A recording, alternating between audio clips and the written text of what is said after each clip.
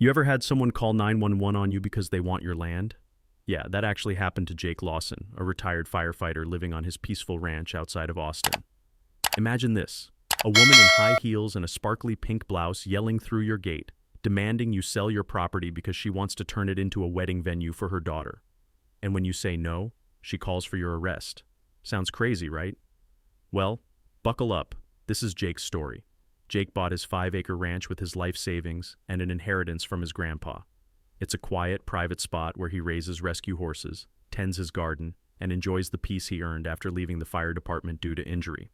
He lives far enough from the nearest HOA to keep things simple, but that peace didn't last long once Karen Matthews moved into the gated neighborhood just 5 minutes down the road. Karen's the kind of HOA president who treats the neighborhood like her personal kingdom. Loud, bossy, and full of herself. Their first meeting was at a local town event, where she looked Jake up and down like he was some kind of outsider. When she realized who he was, her eyes lit up. Not in a friendly way, but because she'd been eyeing his ranch for months as the perfect spot for upscale weddings and community events. At first, it was just the usual HOA charm offensive.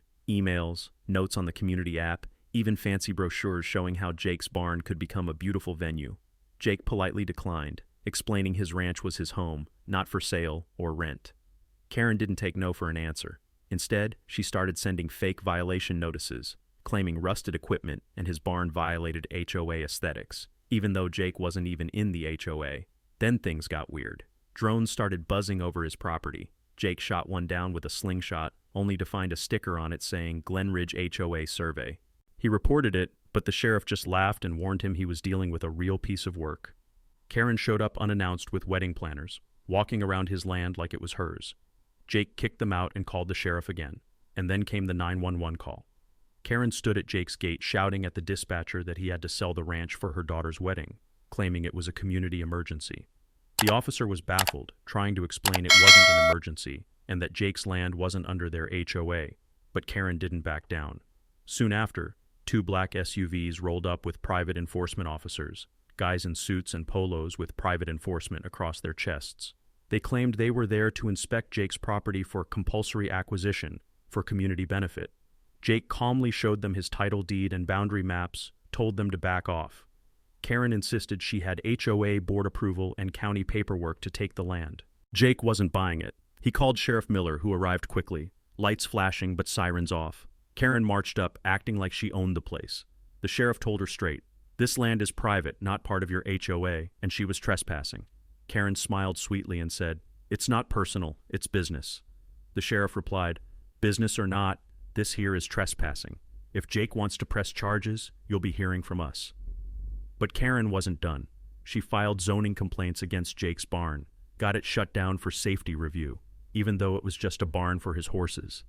Then there was the fire, a suspicious blaze that damaged his fence and blackened the grass near the pasture. It could have been disastrous if the wind had shifted. Jake knew who was behind it. Here's the twist. Karen's own daughter, Amanda, called Jake late one night. She apologized for her mother's obsession and revealed the ugly truth. Karen was obsessed with making that wedding happen on Jake's ranch no matter what, even if it meant breaking laws and ruining lives. Amanda later testified in court, exposing her mother's illegal schemes, fake statements, trespassing, harassment. The court sided with Jake. The county dismissed all violations against his barn, praising his property maintenance. Karen faced civil lawsuits and fines. Months later, Jake hosted a cookout, inviting neighbors, even some from the HOA. Amanda showed up too, donating $2,000 to Jake's horse rescue. The tension melted away under the Texas sun, but here's where it gets interesting. Not long after, Jake received an anonymous tip about more zoning complaints, this time from someone claiming Jake stored hazardous materials. No names given, but it smelled like the HOA again. The war wasn't quite over. So what do you think? Was Karen just a power-hungry HOA president gone too far? Or did Jake push her buttons somehow?